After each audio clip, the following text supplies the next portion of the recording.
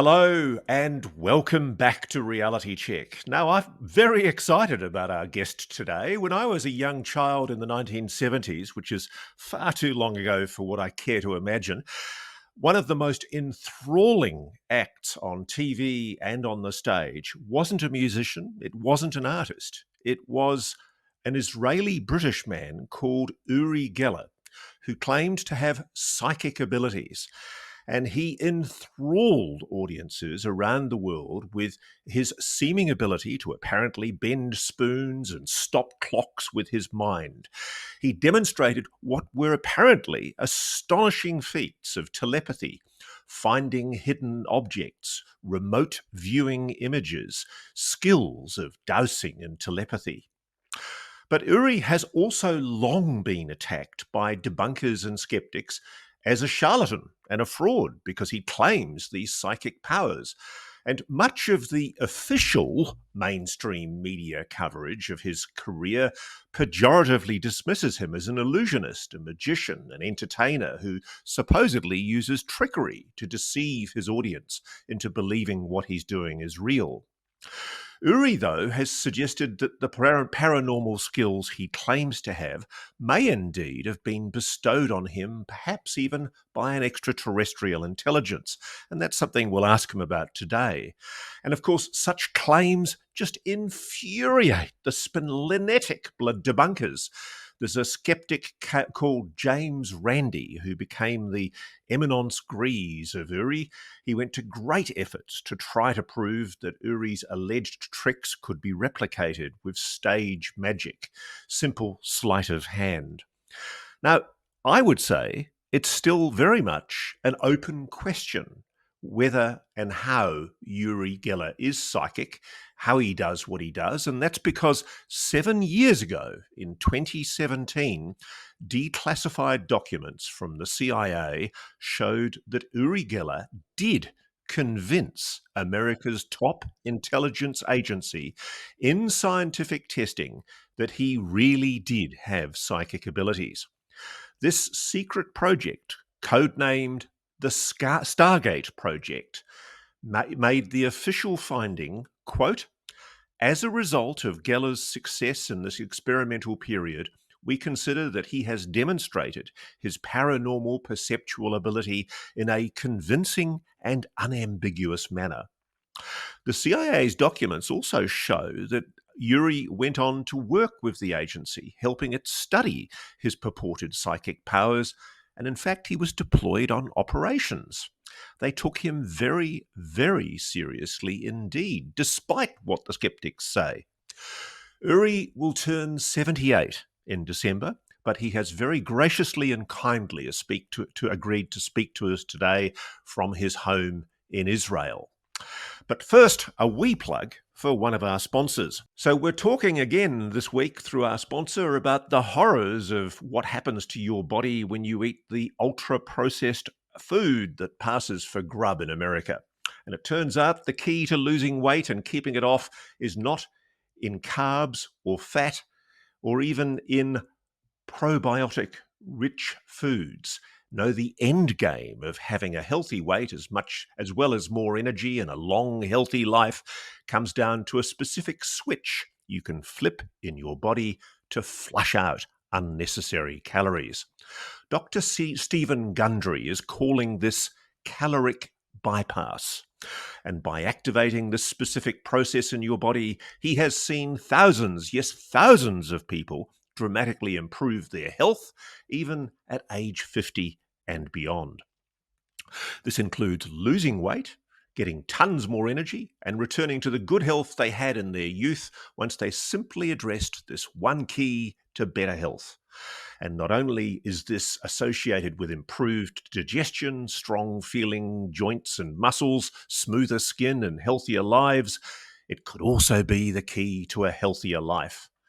Dr. Stephen Gundry's lost 70 pounds himself using his research and has kept the weight off for over 20 years and counting. His digestive issues are gone, his health is fantastic, and he feels younger and healthier today than he did in his 40s. His video has been watched by over 20 million people to date, and you can watch and learn more about it at thehealthyfat.com/Ross. I'll say that again, thehealthyfat.com/Ross. It's linked at the bottom of this video, but he'll teach you exactly how he's kept his weight off for free at thehealthyfat.com/Ross.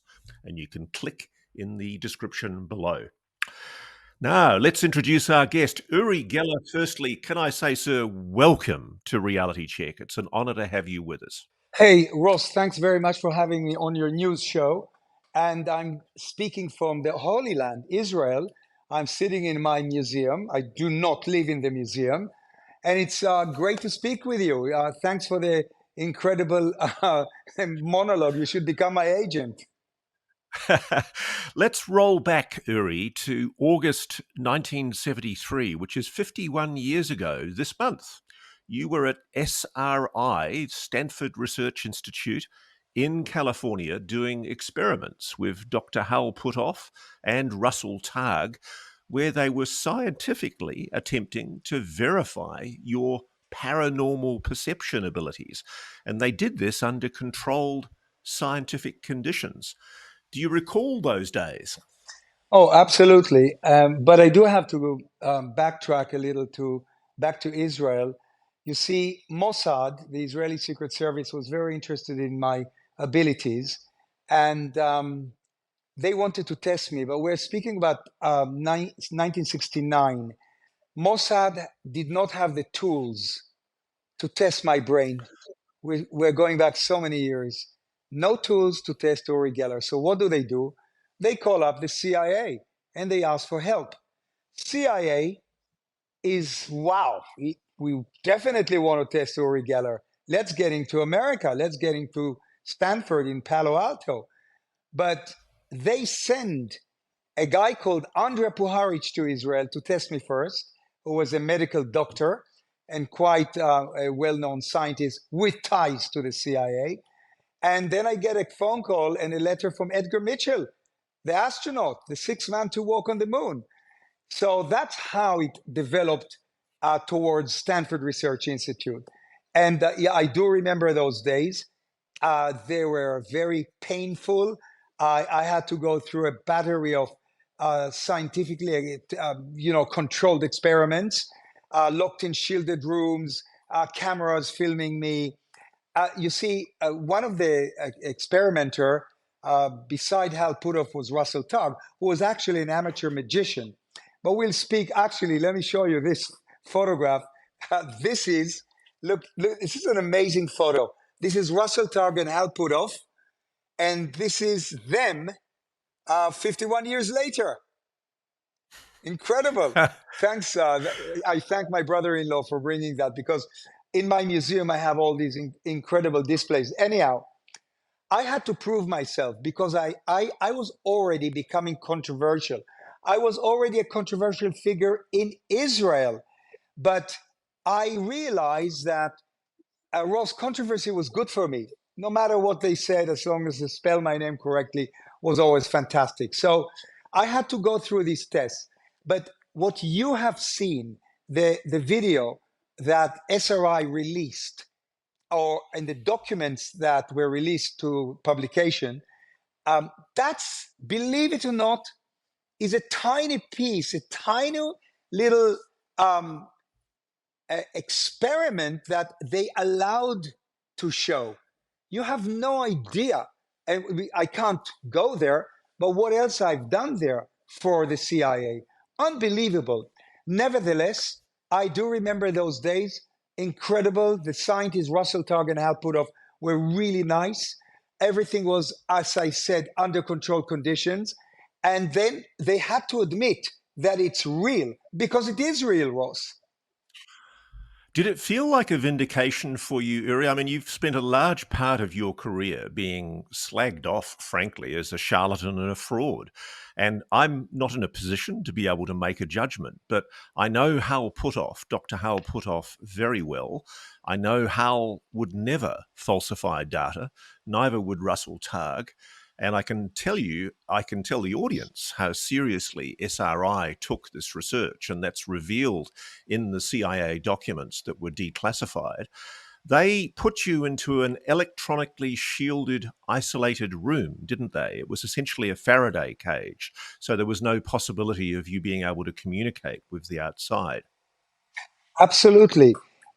You're right, Ross. Um, you could not. This was such tight control conditions.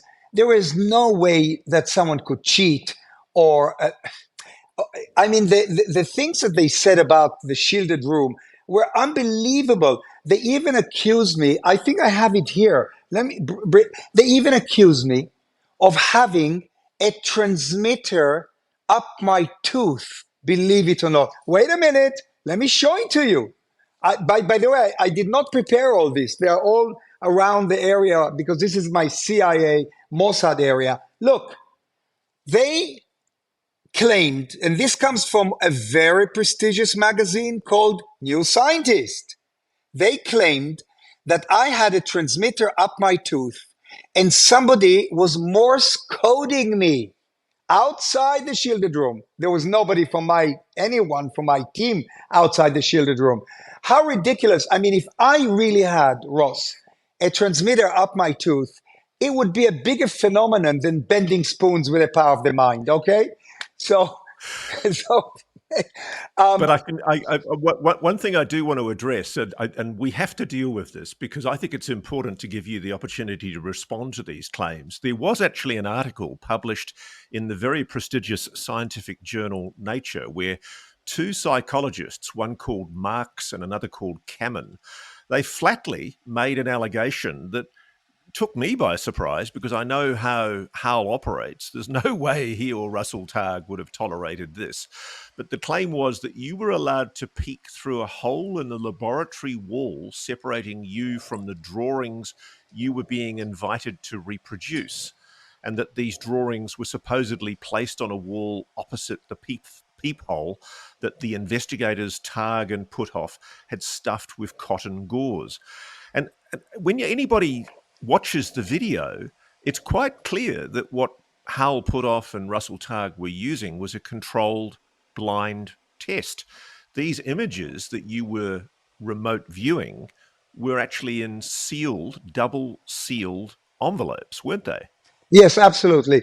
This thing with the hole that you're talking about, Ross, I mean, you're talking to Superman, if so, or Flash Gordon, or Daredevil. If I had holes there, how did anyhow?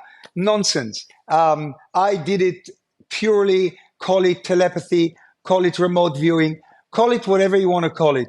I sat in that shielded room and I duplicated the drawings. Some of them were so precise, Ross, like the bunch of grapes, 24 grapes.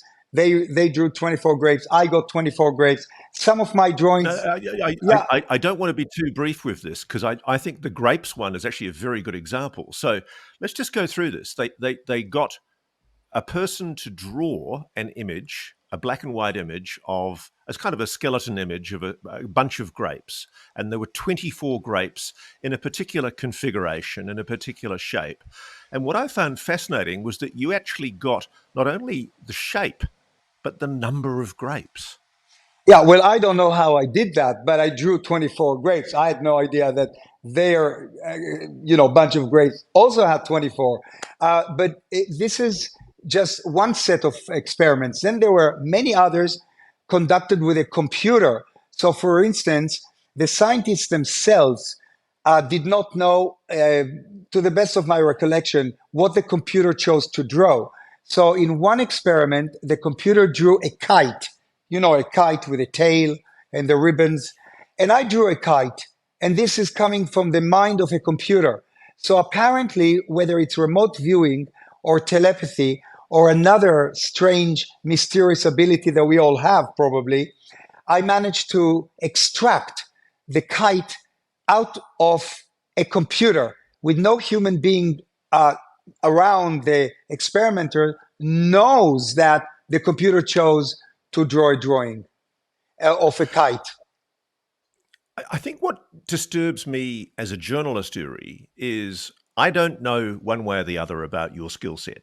But what I do find alarming is the dishonesty that has been referenced in some mainstream media reporting of your alleged skills, because there's been a flagrant misrepresentation of the SRI work.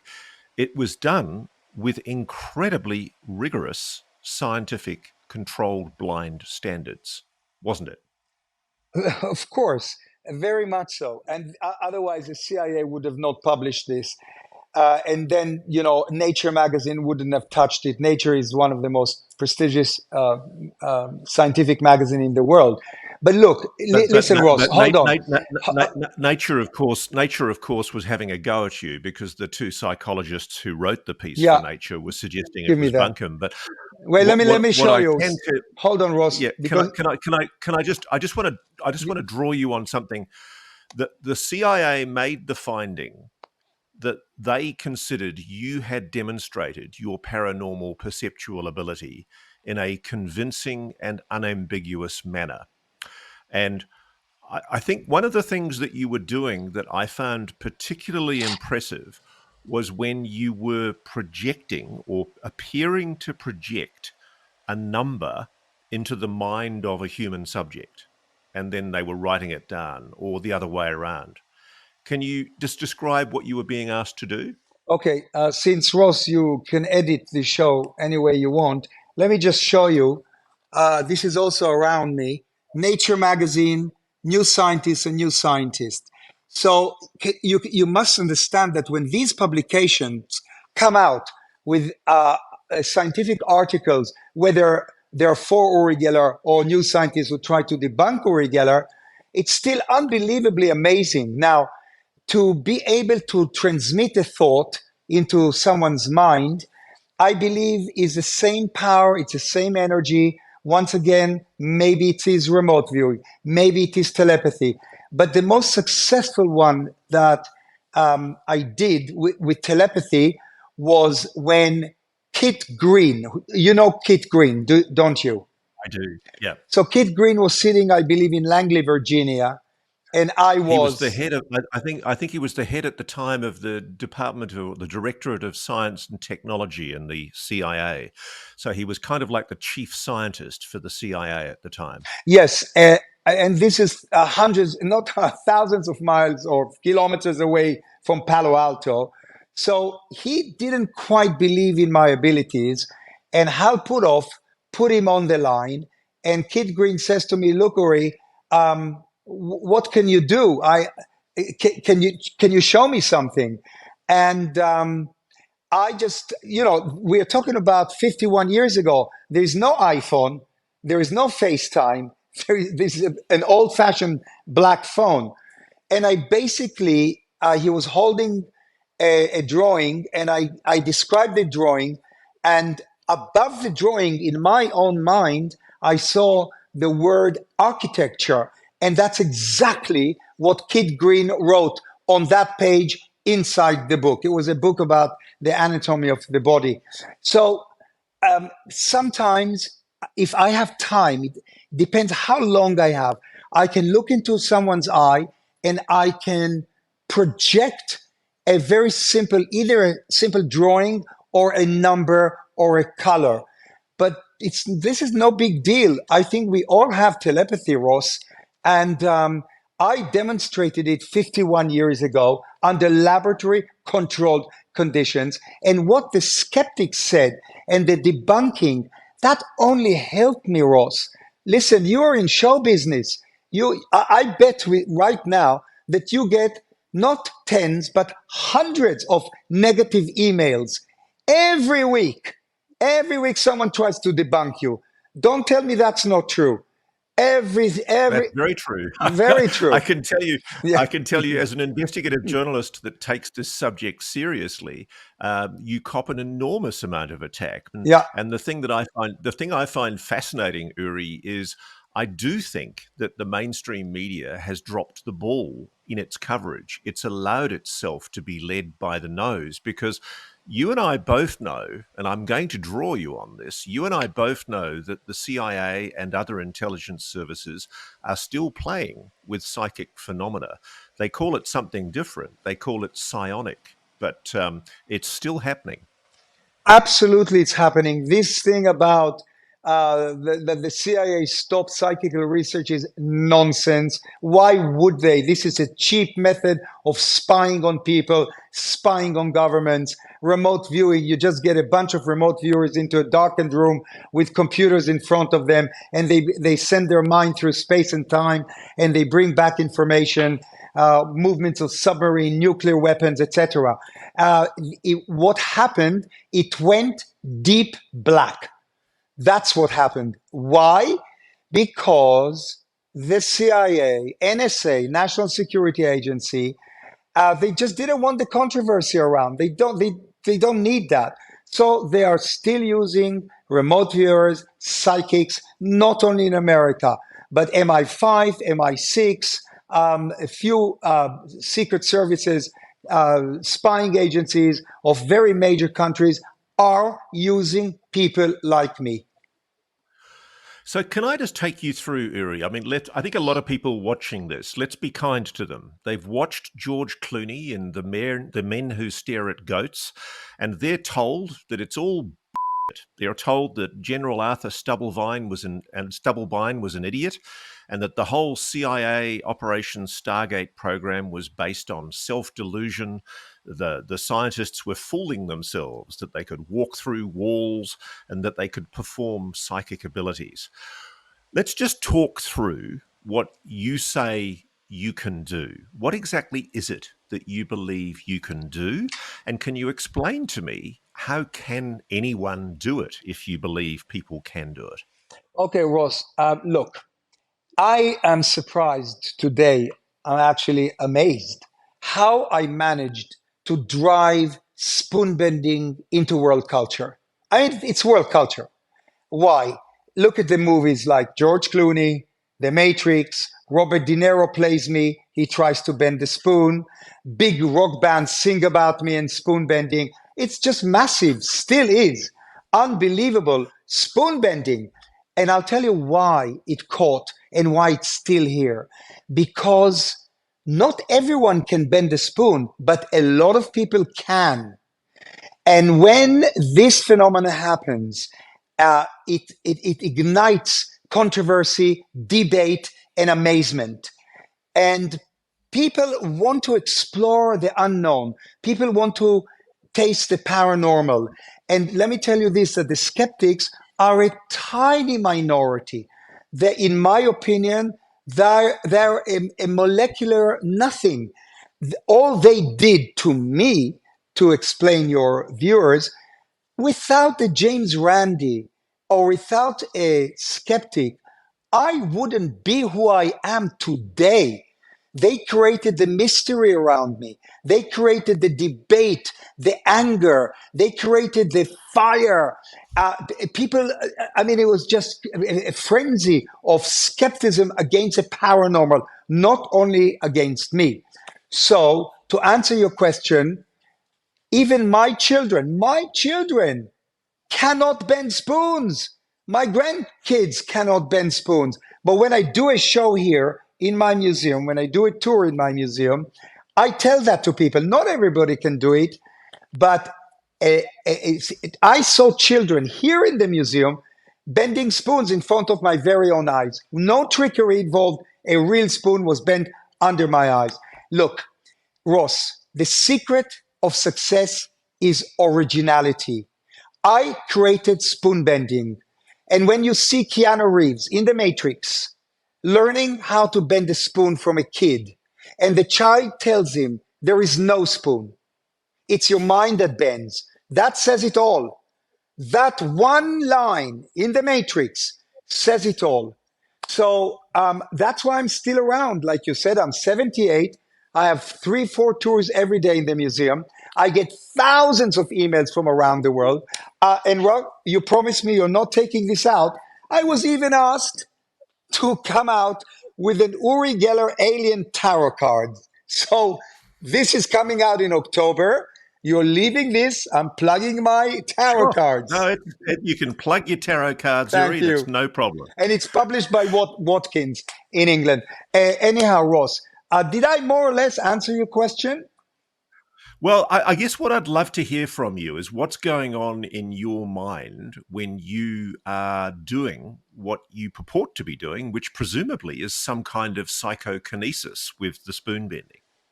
Look, I'm so used to bending spoons that what I do is there's no more in my mind bend, bend.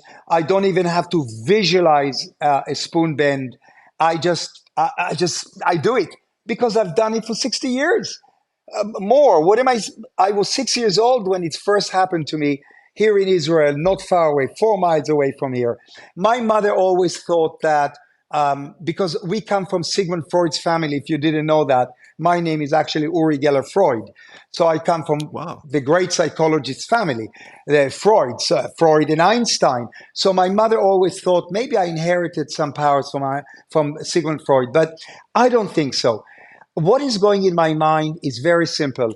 If I bend the spoon, I just will it to bend. It's kind of, I just do it. But when I was a child in school, I wanted it to happen. I focused. I visualized the spoon bending, and it happened. And today when I walk in the street, I'm actually tired of bending spoons. It's passe for me. It's gone, finished. I don't want to hear about spoon bending. So you know what I did, Ross? You're going to laugh now. But because when I walk in the street, whether it's in Germany or in London or here in Tel Aviv, people, hey, Yuri, can you bend a spoon for us? So look what I did. Something very easy. I have a spoon all the time on me. Watch this. See my arm here, Ross?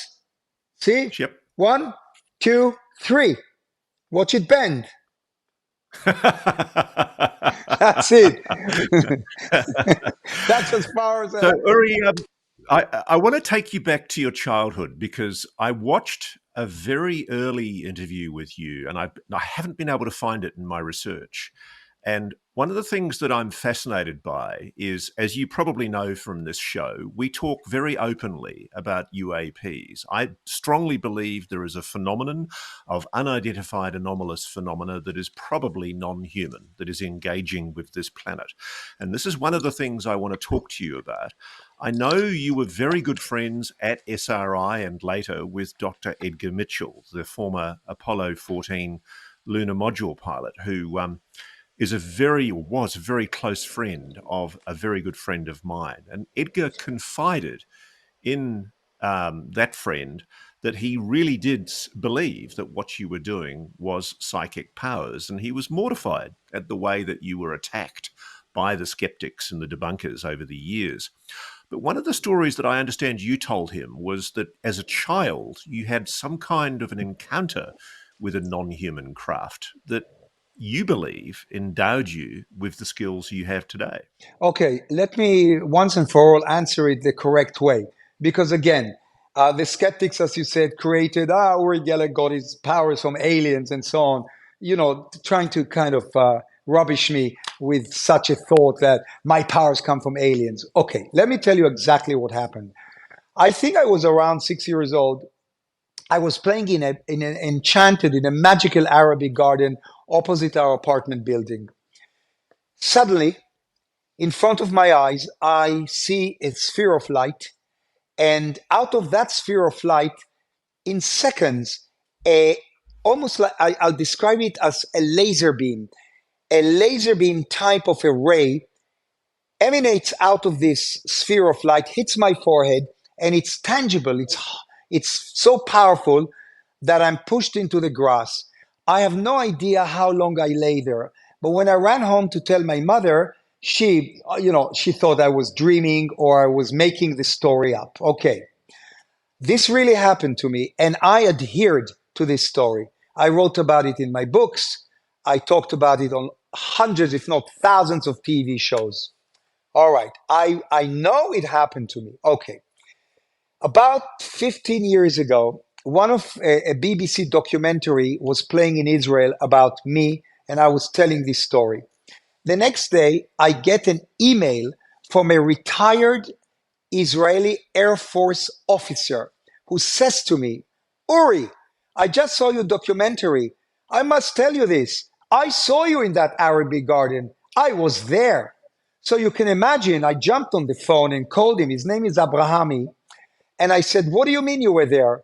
And this is what he told me. He was walking on Rothschild Boulevard to his parents' apartment.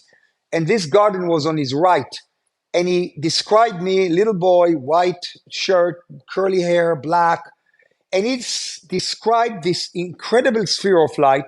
And he describes me running to my apartment building across the street. And this huge sphere of fire or light explodes on the facade of our apartment building. And the residue, he remembers something black was left on the face of the building. Wow. For me, this was a private validation that after so many decades of me telling this story with no backing up, no witnesses, I was stunned. And of course, I got together with him, I filmed him, and it is true.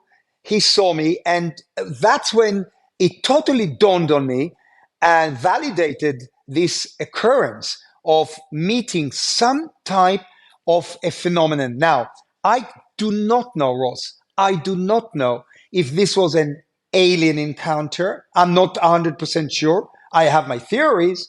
I'm not sure if it was maybe a spiritual happening. Maybe it was a down-to-earth phenomenon. I have no idea. But when I met Puharich, when I met Edgar Mitchell, when I was taken to the Lawrence Livermore radiation labs where they build nuclear bombs, when I was taken to the American Naval Surface Weapons Center, and where Dr. Werner von Braun took me to a NASA secret location, and I enter a refrigerated room, everything kind of snapped back into my mind. And I said, yes, probably. This first encounter was alien in nature. That's all I can tell you. You can ask me whatever you wish now. Okay, I'm really grateful you told me that story and put it and clarified it for us. One thing I wanted to double check with you is before you had that experience as around about a 6-year-old boy, were you manifesting any of the alleged paranormal powers that you subsequently developed? Or was it after that incident that you had those powers? You're such a great journalist, Ross.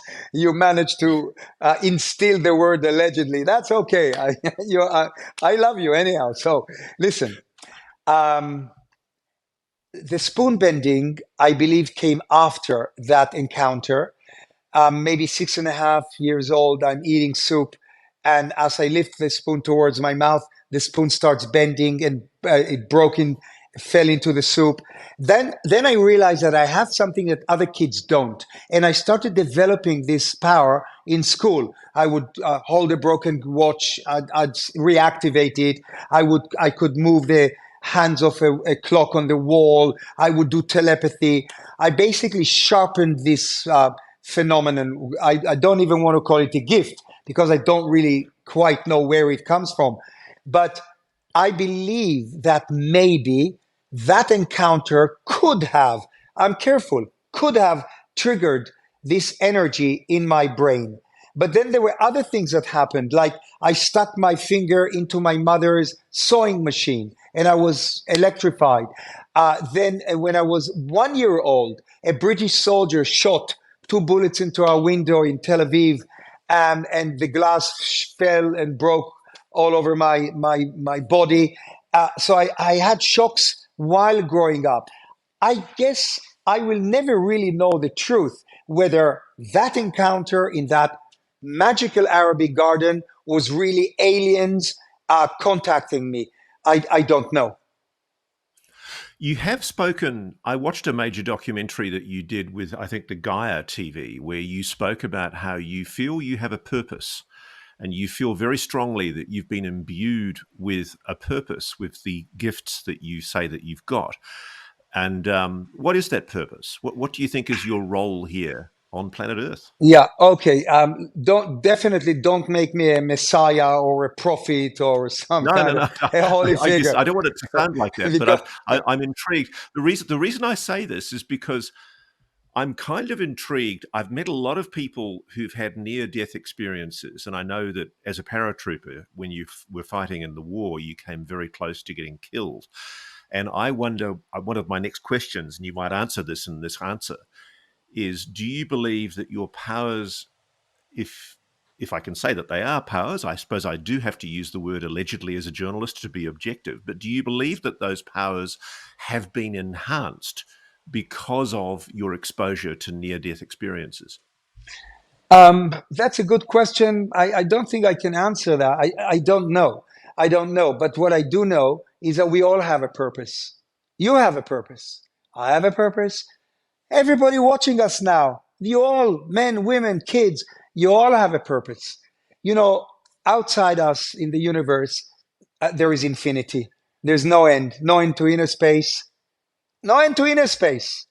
In the phone that is filming you now, probably there are billions and billions of entities, and there's no end to outer space. And the last frontier is not outer space. The last frontier is our mind.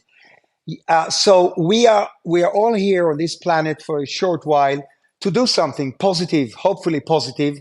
And I don't see myself any different than you are or the people who are watching us now. I'm still a very down to earth person, born in Israel, and yes, became very famous because of something very freaky, something very strange, something so that amazed and captivated hundreds of millions of people around the world, and still they're still captivated. So we all have a purpose. I believe that my little purpose was to open the minds of people who already believed in the paranormal. I don't give a F about the skeptics, really. I don't care about them. But I do care about people who are open minded and believers. And we all are believers at the end of the day. You put an atheist in an airplane that is crashing, they will probably shout, "Oh my God!" So it's within us, and I believe that the 60 years of entertainment again, the 60 years of entertainment that I gave around the world did something, and it moved something. Tens of thousands of books were written about the paranormal, and they still write books about the paranormal. I was the motivator. I was a catalyst. I was a trigger to something that is beyond our understanding or beyond our belief system. The reason I ask this is because there are a lot of people, including people in defense and intelligence in the United States, who privately freely admit to me that they believe there is some kind of consciousness that lies at the heart of a lot of what we describe as the paranormal, and that it's been engaging with humanity for a very, very long time. And if I could describe what they say, they assert that the consciousness is increasingly manifesting itself to humans, that it's making itself more obvious, and that what it's trying to do is twig human consciousness. From what you're saying, you'd seem to agree with that analysis. Very much so. You know, all this, the analysis really boils down to one very powerful and infinite equation by Albert Einstein. E equals mc square, where what Einstein actually proved to the world that everything is made from energy. You are energy, I'm energy, the people who are watching us are made from energy. We're energetic beings.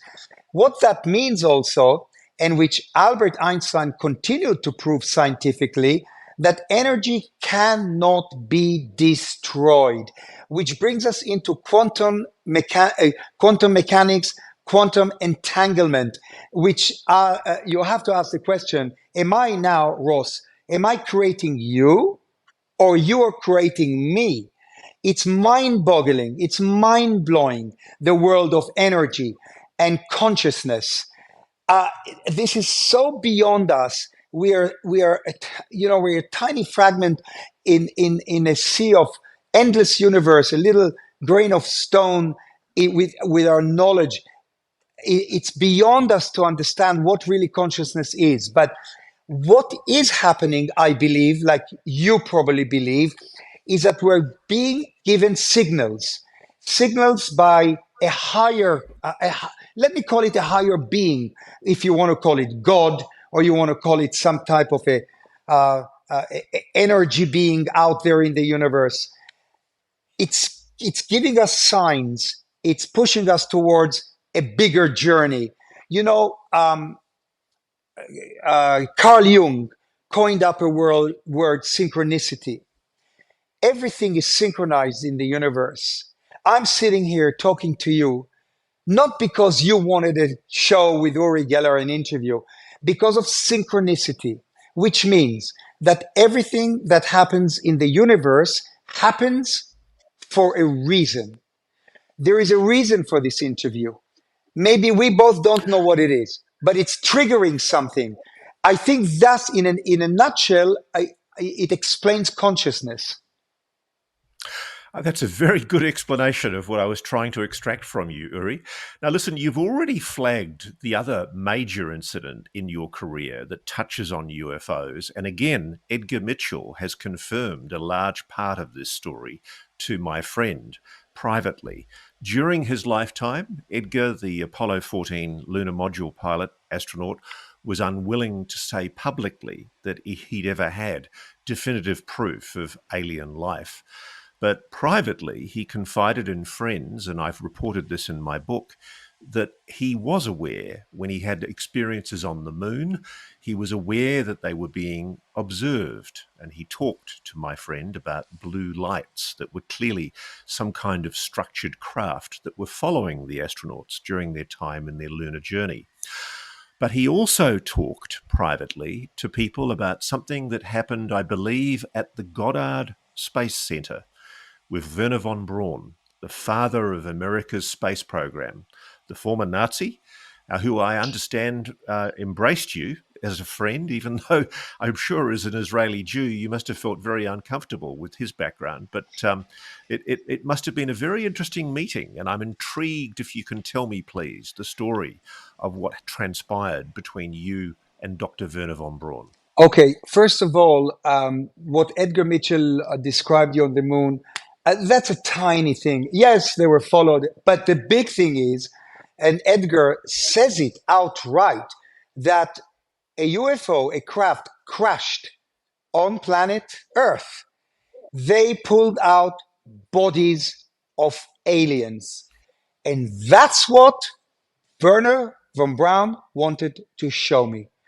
This is a photograph of Werner von Braun and me. He's taking me into his limo, and we drive off to a huge concrete building. But let me now backtrack. One day, Ed Mitchell calls me up and says to me, Uri, there's a very important doctor who wants to meet with you. I say, fine. He says he's a NASA scientist. I say, fine, who is he? He says to me, he's Dr. Werner von Braun. I say, what? Dr. Werner von Braun wants to meet me. Dr. Werner von Braun was a Nazi. I've got photographs in the museum here. He's among Gestapo officers. I was shocked when Ed Mitchell told me that, but I couldn't resist. No way. So in the end, with some conflict in my mind, because half of my family were murdered by Nazis, I say to Ed, take me. We get to a NASA base, and by the way, at that time I worked with the CIA, and the CIA gave me a tiny Minox German camera. It's also hanging here on the wall, because I spied for the CIA in Mexico, because I was very close to the president of Mexico, and the CIA gave me some missions to do in Mexico. I take that little camera with me, and I give it to my brother-in-law. And I say to Shippy, his name is Shippy, short for Samson. I say to him, Shippy, when we enter Werner von Braun's office, you've got to snap a photo, because nobody will believe me. So we enter Werner von Braun's office. Mitchell is with me, Shippy is with me, and there was a CIA man with us too. The first thing that Werner von Braun does, he pulls out of his pocket a tiny little piece of metal, and Shippy snaps. And Werner asks me, to touch the metal and tell him what I feel it is. So I place my finger on the piece of metal and I tell him, Werner, this is not from here. He says, you're right. This is a piece of a UFO. Okay, wow. Then he says to me, come with me. He takes me into his private office, and there is a safe in the office. He opens the safe, and inside there's a bigger piece of metal, about this big, maybe 12 inches. He holds it in his hand, and he says to me, Uri, now place your hand on the piece of metal. Tell me what you feel now. So I place the palm of my hand on the piece of metal, and I immediately tell him, Werner, this is from a UFO. And he says, you're right. Now come with me. He takes me out to the parking lot, and this is the photo. It's an enhanced photo. Somebody made it, more color. And he puts me in a limo, says, sit next to me. I sit next to him. He gives an order to the driver to drive. We drive into the heart of the base.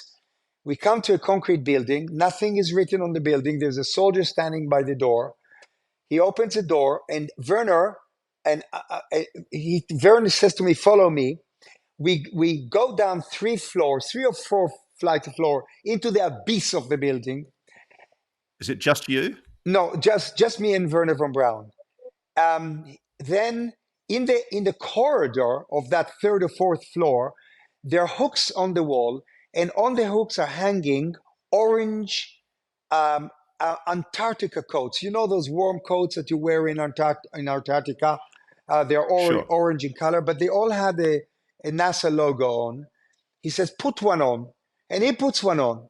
I don't know what the hell is going on. And then we turn around the corner. We come to a huge metal door. He opens the door, and I see an enormous refrigerator. It's cold. I walk into this cold space, and listen, Ross, I'm definitely not an idiot, and I definitely was not hypnotized. With my own eyes, I see alien bodies. Some were mangled. They're all in glass tubes. I mean, I'm just mind blown, shocked. I was stunned. I froze, and it suddenly everything dawned on me in that refrigerator room that this is all real. Everything that I believed in, it's all real. What this is this Can you describe those bodies to me? very similar to the alien figures that we are used to see, the grays. Look, most of them were mangled. Yeah, most of them were. They looked like they were pulled out forcefully out of a craft, or just, I don't know, found strewn around the UFO. But it was mind blowing. Just, I mean, What did Werner tell you about where those beings came he from? didn't. He didn't. We went back to the office. Ed Mitchell was there. Werner gave me a gift. He gave me it's here. I have the camera here. It's a German camera. He said, Uri, you can have this as a gift. I took it because I said I wanted something that belonged to Werner von Braun, and that was the end of the story. So, but it happened. Did it? You understand that this is Yeah. what I'm astonished at. That this is 50 years ago, Ross. 50 years ago, and the Americans are still sitting on this secret. What's the big It's deal? funny, as we're talking, my friend, just in the last few days, I've interviewed the former UFO investigator for the Pentagon, Luis Elizondo, and he's gone public with me on an interview with NewsNation where he's talked about the fact that the Roswell crash in 1947 was the crash of a UFO, and he described bodies being recovered, There you go. alien bodies Hey, being recovered from the craft. yeah, by the way, Ross, let me just grab this piece of paper because there are some names here that I don't know if the name June Crane brings. Did you ever hear of June Crane? Yes, I do. She was a secretary who allegedly witnessed quite a bit. Yeah, because I don't want to lead you. she was Werner von Braun's secretary, and she held the same piece of metal I held. Then there was, there was Carol Sue Rosin. Carol I've met Surosin. Carol. Yes, I've met So Carol, she was a and spokeswoman. Carol told me the story when I met her in 2021 that Werner warned her that one of the things that was going to be used was the claim that aliens were a threat, and for that reason we needed to militarize our response to the alien threat. And Dr. Werner von Braun allegedly told Carol Rosen that we should be very skeptical of such a claim. Did he ever talk to you about that? Mitchell talked to me about that. First of all, there's no doubt in my mind that the aliens who are visiting us now, or maybe even are already among us, they are peaceful because if they were hostile, do you remember the movie called Independence Day? I mean, Sure. if they were hostile, if they were negative, if they wanted to destroy us, our planet, we would have been destroyed a long time ago. I mean, these craft travel in velocities that we have no idea how they manifest, how they travel through space and time, how they come, how they land here. Their technology is way, way, way beyond us. And their weapons, probably, if they do have weapons, we would have been wiped off the planet a long time ago.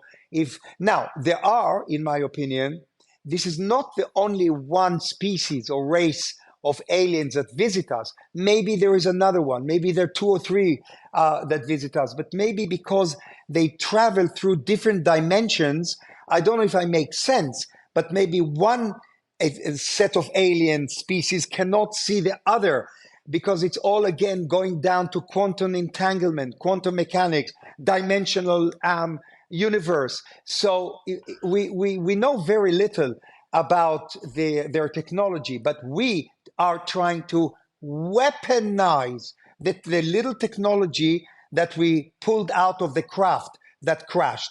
I'm not sure that it was a Roswell crash. Maybe there were other crash UFOs. There was one in Brazil. The stories of crash UFOs, dozens and dozens that are real, bona fide, true crashes. So maybe the American government is still sitting on this top secret, not showing the bodies because they're still trying to build some type of a technological know-how to use for their own military purposes coming from an alien race. Can I just draw you on why you think Dr. von Braun gave you that insight? I mean, if what you're telling is accurate, Uri, and I've heard indirectly from people who spoke to Edgar Mitchell that he believed your account and that he was present on that day. Why would Dr. Werner von Braun reveal to you what is absolutely, if it's true, the biggest secret in the US government? Oh, it's the biggest secret on Earth. It's the biggest secret in the universe. I came up with a theory. Okay, he was a Nazi. He was not a direct person that was involved in murdering Jews, but he knew about it. He saw it with his own eyes, and maybe People definitely died at Peenemünde, where he was testing his missiles. I mean, there was slave labor okay. in the missile rocketry place where he was building his rockets. So, no, there's no doubt at all that people died under the control and leadership of Dr. von Braun. And I don't doubt for a moment, by the way, that he achieved great things in the American space program. But um, So as um, let me as answer. has been revealed in Operation Paperclip, Yeah. it was a very big scandal that these people were allowed to come to America. Yes. So let me answer my theory. Let me tell you my theory. Maybe his guilty feelings about what happened in the Third Reich and what Hitler did to the Jews. And when Mitchell told him, "Hey, I know Uri Geller. We've studied Uri Geller. He's been at Stanford. He's been in all these government laboratories." I have a feeling that it was Werner Braun that told Mitchell, "I want to meet Uri Geller because I'm Israeli, because I'm Jewish, because I come from the Holy Land." By the way, um, he was, I don't know if you know this, but he did believe in God. Did you know this? I didn't know. No. yeah, we had a conversation about Israel and so on, very short conversation, but because he had these guilty feelings, he wanted to give back something to me. That's I have no other answers. I don't know. Maybe Mitchell convinced him to tell me, to show me. I know one thing for sure: the bodies are still somewhere. Maybe they've been moved from Goddard to other secret places, their locations, but the bodies are there. And one day they're going to be revealed, no doubt. Maybe I'll be dead and gone by then, and they will say, "Oh, Uri Geller, remember Uri Geller? He saw those bodies." Did Werner von Braun make any admissions to you that they'd recovered solid craft, intact, non-human craft? Well, he showed me. I have photographs here of the items he's showing me, which he said that they come from a UFO, and they were solid, they were tangible. I touched them. So probably in his office, he had a collection of pieces of, I don't know what it's made out of, whether it's an alloy or something that we've never heard about before, some type of a material that comes from the universe. And yeah, for sure, that craft was crashed. I don't know what happened to the major body of the craft, but it's stored somewhere. Of course, it's stored somewhere. Can I ask you this? Edgar Mitchell told my friend that the facility where you were taken was at the Goddard Space Center, south of Washington, D.C. Is that where you were? I can't answer that. Fair enough. That's fine. Have you, since that experience, ever had any other confirmations of non human intelligence engaging with this planet? From whom? From you mean? Well, I'm going to draw you. There's a very famous Israeli former head of the Israeli space Oh program yeah, called Haim Eshed. Have you ever met Haim Eshed? I can't talk about that, but I can tell you one thing. I can tell you this. High Meshed is no fool. He's a highly intelligent man. You know what he did. He was the head of the space security of Israel, and that's big deal. I mean, to be at that position, you got to go through everything. So, what Haim wrote in his book is, in my opinion, is absolutely true, um, and that's as much as I can tell you. There are certain And key figures in the American government that know about this, and of course, key figures in Israel know about it. And then there is another Harvard scientist, Loeb. You know about him, right? I've interviewed Avi Loeb recently, and just for the benefit of our audience that might not know what we're talking about. Haim Eshed, the father of the Israeli space program, gave an extraordinary interview to a Hebrew language newspaper a few years ago, and he's since disappeared from sight. But in that interview, he acknowledged that he had been briefed into the legacy program on non human intelligence, aliens, by the American government, and that he was aware that there was collaboration between the Israeli government and the American government on issues related to non human intelligences. And he basically acknowledged that there'd been recovered craft and that there was a secret program. And he actually went into even more detail about an alleged secret space program, which I have to admit, even I'm very skeptical about. But I'd love to know what you've got to say about that, Uri.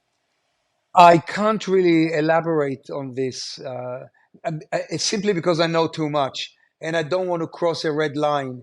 Uh, Can I ask you this then? Why do you think there is so much secrecy? Don't we, as human beings, have the right to know what I do believe is the case, which is that the United States, Israel, the UK, probably Canada, probably not my country, Australia, I suspect France, I know Russia and I know China all know that there are non human intelligences engaging with this planet and that we have recovered some of their technology. Why do you think? Can I invite you to speculate for me? Why is this being suppressed? Why can't we at least know that there are these non human intelligences? I appreciate Just like we can't know about how to make a nuclear bomb, there may be technologies that need to be protected. But why can't the president just be bloody honest with the public and tell them what he knows? It's not down to the president. It's down to the armed forces in America. We're talking about NSA, National Security Agency. We're talking about the CIA. We're talking about, there are reasons. There are reasons. And most people will tell you, oh, we're not ready yet. We're going to be freaking out when we find out that it's all true. But that's not the main reason. There is a major reason here, and it's to do with the major forces, the governments around the world. Ross, do you realize that as we sit here now, there are thousands of nuclear missiles aimed at America, aimed at Russia, aimed at Israel? There are thousands of nuclear bombs moving around the planet in aircrafts right now flying. There are right now, as we speak, there are airplanes that have nuclear bombs on them. There are submarines with nuclear weapons. There are trains moving all around Russia with nuclear bombs or nuclear missiles ready to be fired off. I believe, and this is as much as I will tell you, there is a reason attached. The alien situation, why we're not coming out with it, is attached to the worldwide security. Because if one missile is going to be fired, Ross, that is the end. That's World War III. We're finished. And there is a connection to that. Can I draw you on that though? Because I would have thought that if nations were more honest with each other about the fact that there are these non-human intelligences zipping around in faster than light craft, or certainly craft that can do things that our technology can't do, I would have thought the best way to deconflict and avoid nuclear war would be to let each other know that these beings exist and that there are these craft that might be inadvertently detected on radar systems and mistaken for for an enemy attack. Look, Ross, I will end this amazing interview with you for the news. Is that if I was the president of America, or if I was, I don't know, chairman of China, or if I was a Putin in Russia, I would definitely push and drive to release this information. But well, there are certain things that I cannot talk about. You people watching me right now, you have to use your imagination. Why this is still a secret? There is a reason for it. Hopefully, Okay. someday soon it'll be known. But listen, Ross, it was a pleasure speaking to you. Can I just can I get one final question? Because I Sure, know of you'll want to tell course. me the story. One final question. You were taken by the CIA to Lawrence Livermore Laboratories, and this is on the nuclear issue. And you were invited to use your mind to see if it was possible to manipulate the trigger mechanism for a nuclear weapon, which to me sounds like an absolutely insane idea. But Uri, tell me what happened. It's absolutely not insane idea. I probably there'll be a movie based on that very soon. Um, Listen, I'll tell you something. I'll get back to this, but I'll tell you something even more unbelievable. NSA, which is the National Security Agency, when MI5, MI6 were involved in testing me in London, I managed to dematerialize a tiny little object from point A to point B. Point B was over another room across the wall. They got that information to NSA. NSA figured out that if I can do that, they could probably train a few psychics to erase a Russian city. A Russian city. And this is not science fiction. If you Google this story, it's on my website. My website is urigeller.com. You will freak out that this is absolutely true. They trained people like me to erase cities off the planet. Now, let's go back to the Lawrence Livermore Radiation Labs. I believe that there was an alien encounter there, an alien intervention. When I did certain things, scientists were not freaking out, they were hallucinating. Ross, we're talking about not one person, a few scientists. They were hallucinating. What made them hallucinate? The best description is Annie Jacobson's book, Phenomenon. You got to get that book or check my website, urigeller.com. Something happened in that laboratory that was beyond me. To this day. What were they seeing? They were seeing, listen, birds. It's incredible. Listen, Ross, you've got to visit my website, all of you, and don't forget my one more plug. If you want to know how to contact aliens, you must get my new tarot pack. By the way, I donate. I don't live from these things. I donate most of it to sick children. So it's a great cause. There's a charity in Israel called Save a Child's Heart. And Uri, you've been incredibly kind with your time, and I know you're very, very good with charity. I've seen your work with young children. You're a very good man, and thank you so much for sharing your time with us, sir. Thank you, Ross, and you continue being such a great, powerful journalist, because you're really brilliant, and I love all the shows that you do. Thank you. All the best. Shalom. Mate. Bye. Shalom.